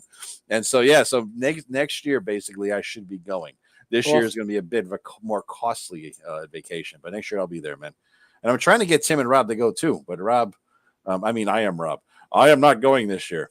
Let me look at maps. Yeah, but we're not this year. Maybe not. Maybe next year, though. I think Tim was talking about it. Maybe Rob could do it. We might get Matt Jackson, leave his fucking hobbit hole, and come the fuck out and do something fun for once. But he's got a girlfriend, so he's got no life anymore. Oh, Matt. Yeah. By the way, TXG, Black Blade always runs the Goodman Games booth, essentially. So if you're looking for Goodman Games stuff, Black Blade are the folks to talk to. They'll have it. I don't know if the road crew is running games. If Goodman is saying that they have a presence there, then I'm guessing they have members of the road crew running games at North Texas. I'm not speaking for Bad Mike. I'm just What do you mean road crew? What does that mean, Eric? Road crew. The road crew for Goodman Games are the ones that do all the convention. Okay. Stuff. And they earn tchotchkes. Oh, all right. That's cool. That's cool. Is Raji going this year? Do you know? Is he coming back? I believe Raji is coming back. Nice. I know he made a good chunk of change there. He said, he said North Texas was way more profitable than even Gen Con or something like that. Or it was as profitable, I think, as Gen Con. Yeah, it was up there. I mean, for a tiny convention, relatively speaking, right? What, 500 people as opposed to 50,000 or whatever the hell? You know? And I think James had a really good time. Yeah. Really, I think he found his people, dude. He found the people who accept him finally. You know, nobody was there looking to shit on him. Yeah, you don't have anybody that's got that kind of agenda there. Mm-hmm. I mean, listen, I love going to game conventions. North Texas is my home away from home. ShireCon is my home near home. Okay? Yeah. But, North Texas is my home away from home. And it's it might be Tim might not make it this year. He's got a lot of stuff going on, so it might just be Rob. Matt. He's not going to come because he's Matt, right? Even though he owes me a fucking dinner, he's never come up because he owes me a fucking dinner. Plus, he owes $100 deposit donation rather to some charity of my choice, which will be me, right? Because I beat his ass in the YouTube subscribers. I got monetizing for him, so he's never coming back because it would be too much of swallowing of pride for him, right? So it may not be Tim, probably not Matt. Rob and his wife are coming up. Rob and Kellyanne, so they'll probably be staying here again with me, and then we'll head out. But Eric, I don't know if we were here. I don't know when we were talking about it, but we're thinking if possible, rather than come up Thursday night, this and that, they could come up maybe Tuesday night or Wednesday, or no, Wednesday night rather, and then on Thursday before ShireCon, we all head down to your neck of the woods and hit Complete Strategist. That Thursday before ShireCon. Well, I got to double check when I got my hotel from. I think I got it from Friday. Hope I didn't get it from Thursday because that'd be nuts. Nothing's going on Thursday. Yeah. Well, I might have just because I like North Texas. Even before we had the night pre-con get it on, the pre-con. I always show up on the day before for North Texas. But does ShireCon have such a thing? No, I didn't think so. Yeah. But once we had the. Like when we had the old venue, I did a Friday night, Saturday night at that bed and breakfast around the corner. That was expensive. That was nice. I like the first venue the best of the two that have been. I know there's a third new one this year, but right. Well, the first one was great, but it was too small. There's gonna be beer. There's gonna be beer on the premises. You know that. Wow. Okay. Upgrade. We're good. My brother's definitely going now. Yeah. I'm just saying. Was it an American Legion or something like that? So yeah. No, that's great. They're gonna have an indoor bar and an outdoor bar and oh god, drink. Dude, this is it. Now all they need now they got the venue. All they need is a hotel next to it, and life is good. Yeah, we just got to build one, right? So everybody get. I wish they would go down to Danbury, man. I mean, they'd have the location. They have the, I know it's a half an hour more for the guy, but Jesus Christ, you'd be able to be the North Texas, the Northeast. You know, Yeah. it would be great. I mean, North Texas only 500 people. What did ShireCon have? 200 last year? ShireCon, I think, had 150, 160. 150. Okay, so I mean, they're 1/3 of North Texas, for God's sakes. You know, and they could be the same size, but for the venue. And so that's really what it comes down to. And the hotel's distance, you know, Mm-hmm. and distance from airport. I got to say, they really, that's the problem. You're flying into what, JFK, LaGuardia, Newark. If you suck, you know, Boston is a hike. Hartford, yeah, something closer out near me actually would be nice. Oh, but of course. Throwing it out there. But bottom line, Eric, is if we can pull off complete strategist, that'd be nice. I'm trying to get Rob to come up a day early, you know. All right, yeah. And we'll train on in, you know, and have a good time. That could be our fall get together, you know. Yeah. Well, let's see. This year, I've got North Texas, and I believe WizCon out in Michigan done tomorrow. I guess you got to take a leak. What? WizardCon. Oh, all right. Okay. I always got to take a leak. But that's in, I believe that's in Mellow Creek. That's going to be in July. We got ShireCon in September. Yep. Then I got the Page Philadelphia Area Game Expo. Damn. In January. Got a lot. You still doing the Massachusetts one? Whose name I forget? TotalCon in February, definitely. You definitely doing that? Okay. I might try to get to that this year. I couldn't make it this past year, but I'm going to get there next year. I think it's only a couple days. I mean, I just didn't have the vacation days left. No, I got you. Yeah, no, Page is going to. Page is a 3-day con, but it's actually like 3.5 days because special guests and gold badge members kind of start Thursday. Like the special guest dinner is Thursday night, and it's Philadelphia. So I think it's like I think it's like Philadelphia cheesesteaks and stuff like that. Hey, when is Bad Mike coming up here from North Texas all the way up to ShireCon? I know he was talking about it, but I don't know what the deal is. Now that his wife is retired, they could do the drive. So was that what it is? It's a drive. He's not going to fly. He's really going to drive. Mike is the only flight that I know Mike ever took since I've known him was for SnowCon up in Maine. Damn. He doesn't like flying or fear of flights or what's up? I don't know, the fear of flight. He doesn't like flying. Oh, okay. Wow, I didn't know that. And he's used to driving. Like he's driven to Lake Geneva from Dallas because it used to be back in the day when there was a very large warehouse for North Texas. It also doubled as a warehouse for Frog Guard Games. So Zach Glazer would fly into Dallas, and then the two of them would do a drive up from Dallas to Lake Geneva or to Madison. And now, like a lot of companies aren't really stocking tables very high. A lot of them are doing, hey, this is what we got. Order it, and we'll have it mailed out to you when we get back from the con. No shit. You can't even leave the con with the goddamn. You got a virtual. A lot of companies with deep libraries are only bringing their recent releases. Wow. Because one of the reasons is shipping is so fucking expensive these days that you're like, wow. It used to be you came to a con with everything and you hoped you sold what you could, and now it's like I'm only going to bring my most recent stuff. And if people are looking to get older stuff, well, here's our catalog. We throw it. Jesus, man. Place the order. We'll give you a con discount or whatever it is. But well, Mike might make it. It looks like he might get here this year. Look at that, Mike. Nice. He hates the flying experience. He does hate the flying experience. Yeah. I lost track of where the hell we were, Eric, in terms of like these comments. They're becoming in fast and furious here. Oh, man. Yeah. That happens to me all the time. I'm glad I got you there. I'm trying to help. Yeah, I lose track a little bit. Gen Con, I want to go there once. It's a bucket list thing, dude.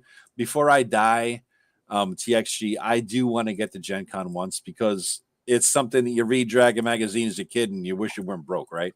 And so it's like, what else? Someday I'm going to get there, damn it. And so, yeah, someday I'm going to get there. I don't know when, but it'll happen. I went once. I believe it was 94. I went with my guys from my gaming group. Mhm. Well, 3 of us went, and my highlights were getting to meet Kevin Sambita and Kevin Long from Mm. Palladium and buying riffs and getting them all to sign it, which was awesome. I still have that. It was my play copy, of course, but I guess it's full of awesome signatures from the Palladium guys. That's cool. And played in the D&D tournament. Got to the second round. Got a $5 gift certificate to the mail order hobby shop, which I probably still have. $5. Dude, cash that in. With interest, that's probably worth something, man. Yeah, You can buy the Vecna book now if you wanted. They've had to cash it. They have to honor it, right? They have to.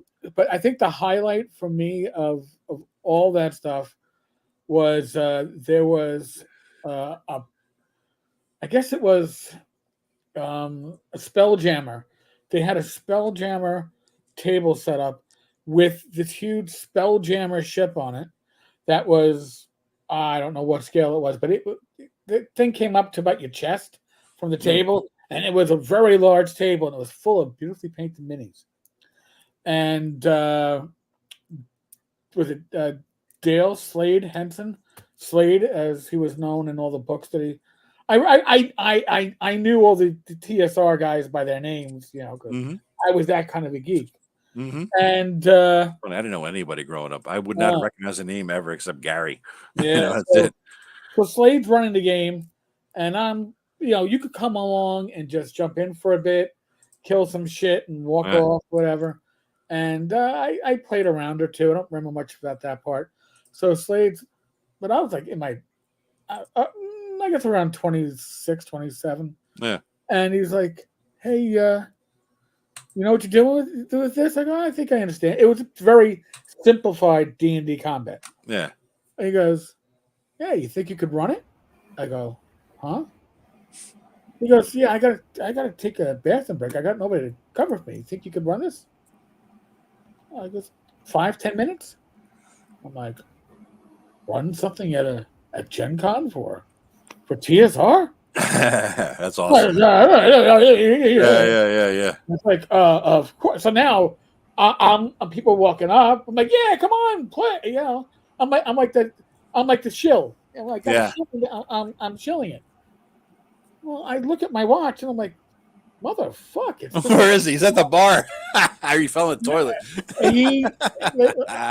He came back after like 40, 45 minutes. Oh, that's awesome. He apologized. He's like, hey, listen, I'm sorry. I went to the bathroom and I had to get a smoke, had to get a water, had a little bite. I'm like, you have any problems? No problems. Everything ran smoothly. Dude, you know what you should have done is given everybody magic items that would have fucked his game up. Well, I'm going to use my Ring of Three Wishes. Wait, where'd you get that? Eric, the DM gave it to me. What are you talking about? Yeah, and my +5 Holy Avenger.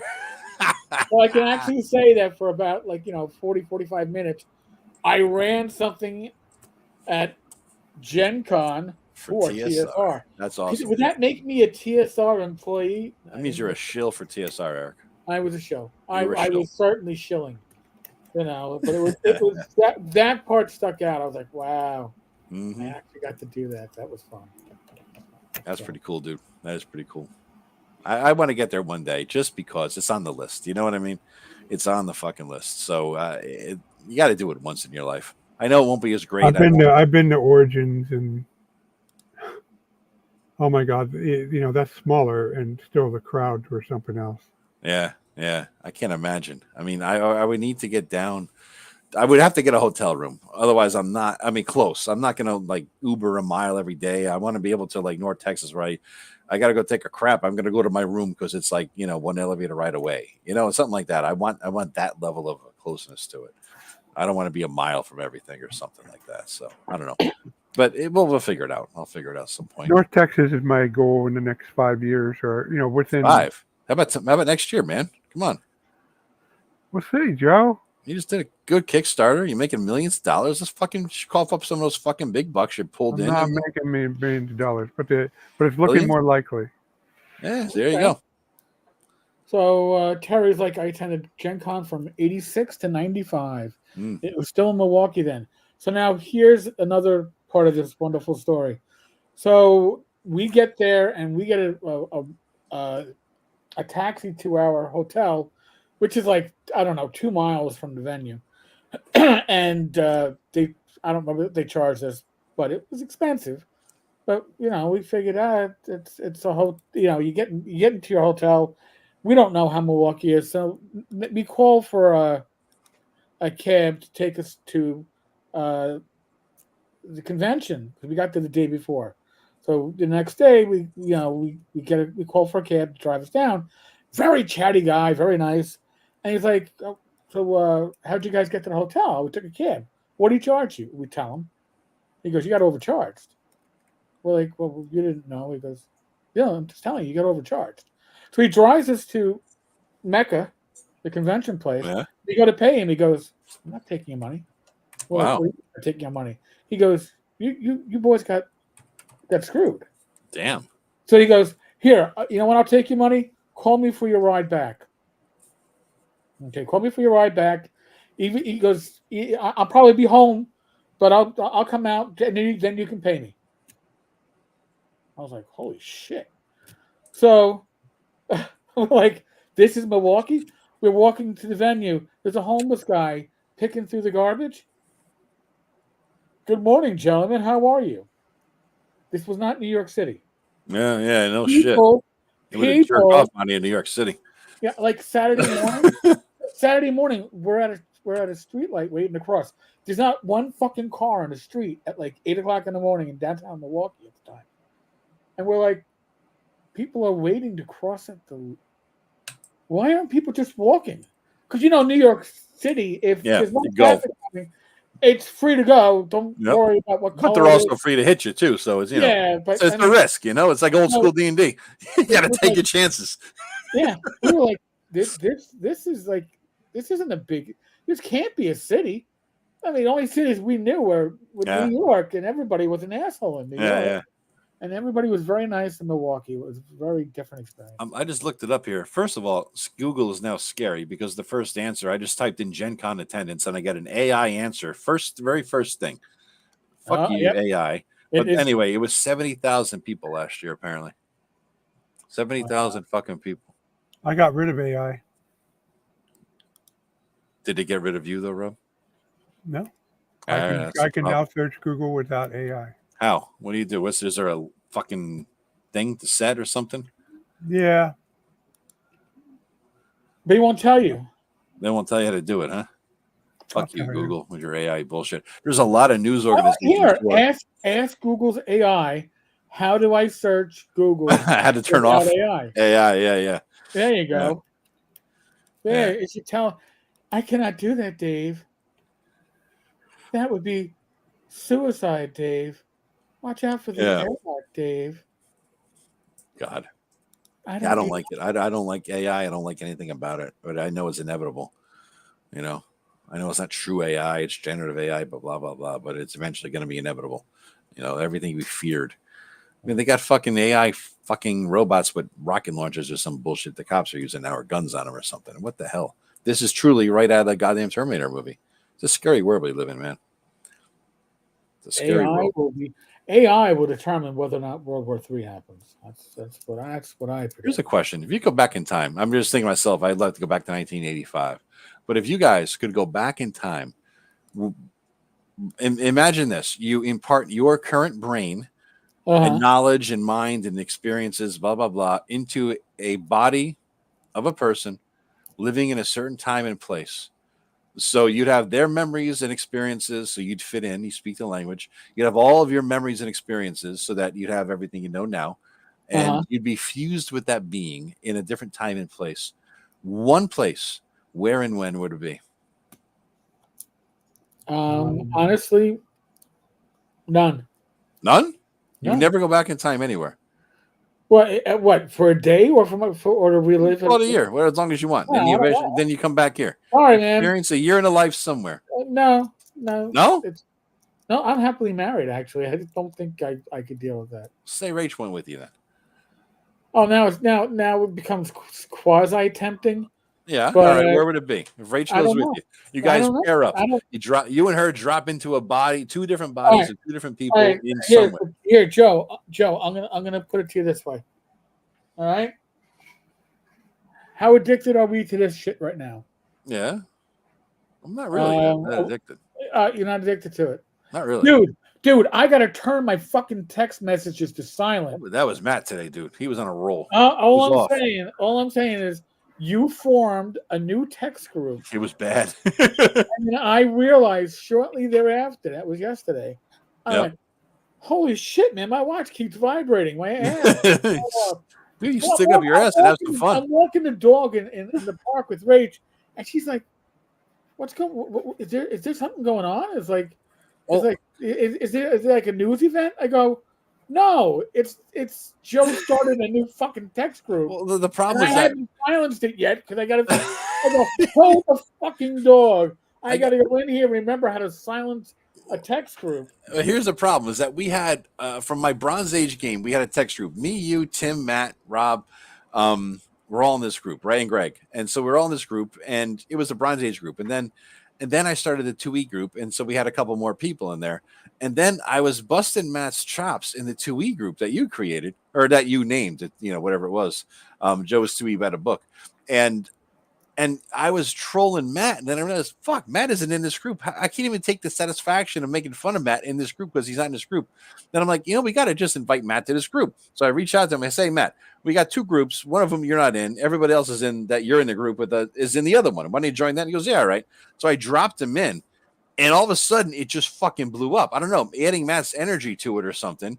And you got Vance in there, right? You got Rob and Matt were getting along today. I'm like, this is like a Twilight Zone kind of shit. They were agreeing on stuff. Josh is in there. It's like, and plus all the rest of us. I'm like, damn, this thing blew the fuck up, dude. Rob's out like a light. But you see, it's a new group now, D&D Geeks. It is the D&D Geeks group. That meant that it wasn't silenced. I'm like, holy yes, shit. yes. I go, and then the best line though was Rach. She's like, do any of these people work? I go, they all work. Well, okay. Yeah, they don't want to be working. That's why they're that's it. That's it. Go, I'm retired. I don't want to be constantly texting. Uh-huh. Holy shit. That was funny. It blew up today. So to return to a earlier topic, I would not want to go back into time unless there was I would go back in time for a very specific reason. I would go back to the late 70s and go through my room and grab a couple things that I've lost and I now regret I don't have. Oh. And I would go onto my computer before it was stolen and grab the files that I was working on at the time. Okay. But I would not stay in the past because that would butterfly away. Oh, forgetting butterfly, Rob. Let's not get all technical. Just fucking, where would you want to live? You're feeding the question with logic and bullshit, man. Like, where would you want to be? Let's say you could be Joe, don't be dismissive. The medical tech isn't it what back then what it was today. Yeah. I mean, the past is it's like this. I'm happy with role-playing medieval campaigns all day long. Yeah. But I'll be goddamn if I want to really live back then. Not even with your LARPing experience? You don't want to enjoy the fucking real thing? No. Fuck no. It wasn't a simpler time. People are people regardless of the age. And and the risk that you undertake. I mean, you wonder why I debate with you guys half the time, not just because of different political belief, because you're just like a bunch of old farts on that text chat. Oh, it's better in the old day. No, it was not effing better in the old day. Effing, we only got rather drop the F-bomb. It was different, but it wasn't better. Sometimes it was. I would like to go back to the 60s. I would like to have been 21 in 1968 and just done the whole thing. It's all the music that I like and enjoy the most. It's the time. It's the hippies. It's like, I mean, you see my apartment. You should have seen my old one. It was a hippie dive thing. It looked like, but I would love to go back to that time. Yeah, I mean, it would be back when early computers were current and still being supported, and there was a scene. Sure, I wouldn't mind going back to the old CompuFile meetings. That was the computer club in my area. And just shoot shit with those guys, or go back some certain old groups that Tim has been pretty much a part of every one of them. But there are certain groups that would be nice to hang out again. And like I said, there's stuff I lost over the years. But all you're saying is your own life, Rob. You wouldn't want to go back to a different time and a place. Would you want to see Jesus? Would you No. want to see Caesar conquer There Gaul? are plenty of places I would like to visit. That's what I'm getting at. Where would you, if you could go one place, Rob? What would you want to see? I don't want to go back to any place that doesn't have working toilets. So I don't want to go back to Rome and have to clean my ass with somebody else's dirty sponge on a stick. Okay, as I take a crap in a public shitorium. Okay, Shitorium, is that a real thing? Let me ask Google AI. Is shitorium a real thing? Look. The shitting part is not like today, and it sounds horrifying to us, but they kind of have it also covered. In other words, okay, it's like dealing with chamber pot. They just didn't jam their ass into a bucket. No, they made nice chamber pots. Okay, they made the best of their situation. So it sucks, but not as bad as people think it is. Oh my God, look at this. Romans used what is called a tersorium, a sea sponge stuck on the end of the stick. It was kept either in a bucket of salt water or vinegar. The general population used a communal latrine, which consisted of several holes cut in a slab of marble. Jesus Christ. Yeah, it would have been like going to camp. It's like a camp. Yeah. Yeah, with the whole. I went to Boy Scouts for like one summer. I was in remember, you wipe with your left, you eat with your right. Yes. Yep. No, I don't want to go back to any of those times. I don't give a shit about Caesar. I don't want to meet Jesus. That's okay. I agree. Mike, I would want to meet Jesus. That's what I'm saying. But I would also like to go back. Here's something unusual. I would like to go back to 8000 BC in the Middle East and just get eyes on how these people lived and stuff. Because that was the beginning of it all. 2,000 years after the end of the Ice Age. After the fall of Atlantis, I like to see Atlantis at its peak.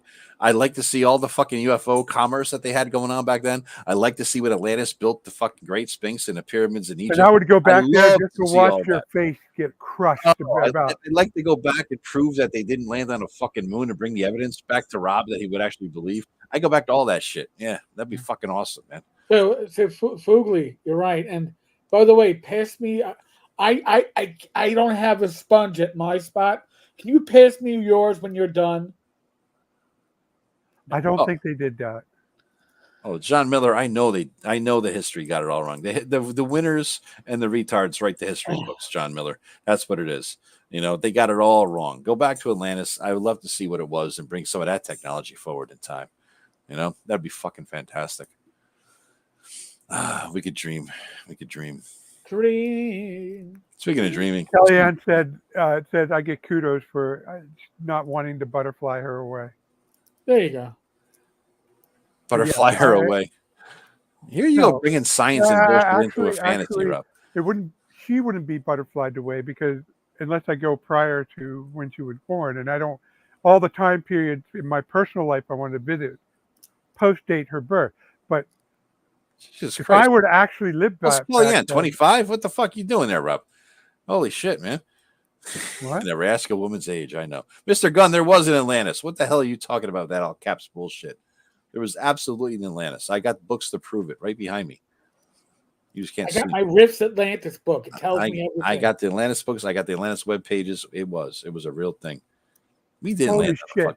I was 11 years old. It was in when In Search of It was on, and I read I love that Worlds in Collision by Velilovsky, and even I knew it was horse shit back then. Well, because Velilovsky, what the fuck? I mean, but Atlantis, Leonard Nimoy, give them all due respect. I have the entire Atlantis series on fucking DVD. It's fantastic. It does not stand up the test of time, but it's fun. But do you have the Time Life book? Because if it isn't in Time Life, it doesn't. On Atlantis? I'm sure there is one. I mean, there's got to be. It lost whatever the hell. I got a couple Time Life series. I think I got one on it was the fairies and the witches and all that kind of set. That set of books. I got them back here somewhere. Yeah. Ah, man. Anyway, dreaming away here. Oh, it's part of the Mystic Places. Yeah. That sounds familiar. Yeah.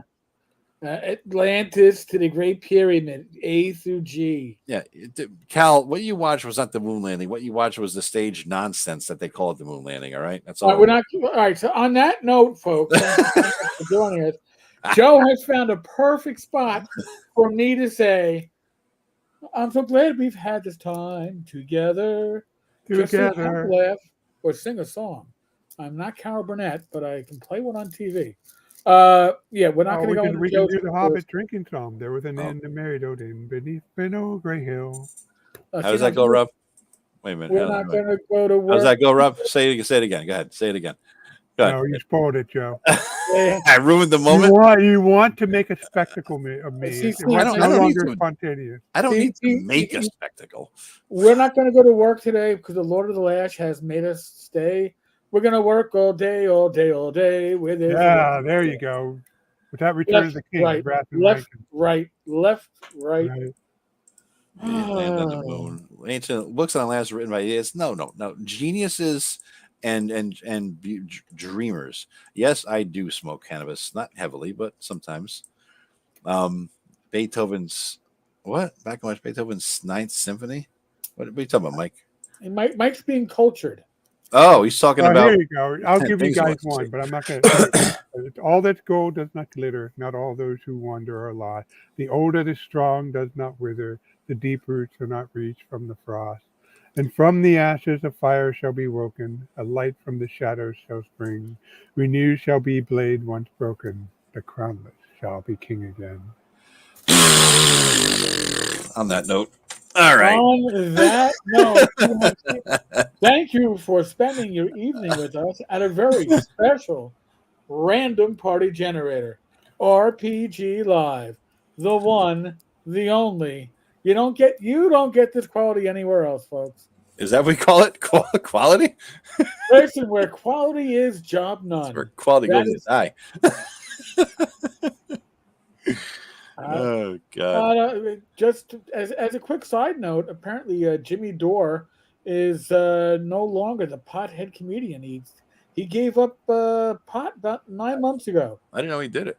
Oh, he lived it, and he's now off it. So I've been watching these Bill Maher. He does this long form interview thing. He started over COVID, I think, and he's getting 2-hour interviews with people. And instead of unlike his TV show, he's actually sits there in a chair. Across from another guy in a chair, and they smoke and they drink and they just bullshit as if they're at a bar or somebody's house. Some of them are good, but I mean, him and Woody Harrelson were sitting there across the talking to each other.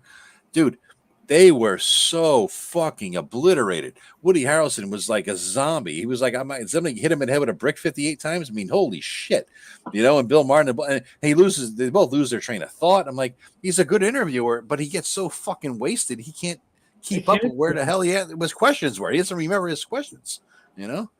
Holy shit. Anyway, sounds like us. And that's just senility at our point.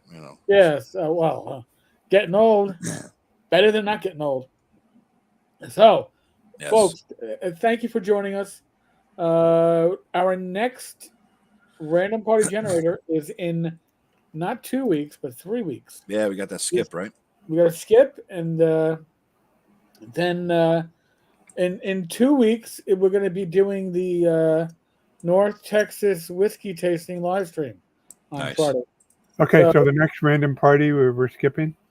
They're not skipping.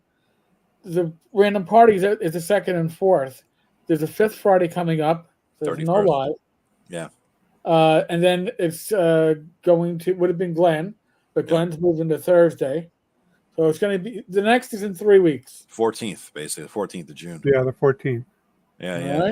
Yeah. That's cool. And I think I might be out the 28th of June, but my final parting words are that of this guy, that is better to burn out than to fade away, boys and girls. There you go. Amen. Folks, as usual, be safe, be well. God bless all those eyes for them well. Tomorrow night, 8 p.m., Rach and I are doing a live stream. Rach is going to be going over stuff on how to keep yourself healthy at conventions. Oh, wow. Cool. Always important. Always important. Yeah. So, folks, thank you so much. God bless. We'll catch you later. Yeah, and use your common sense. I don't worry about the common sense anymore. Damn you. I gave that up for Lent.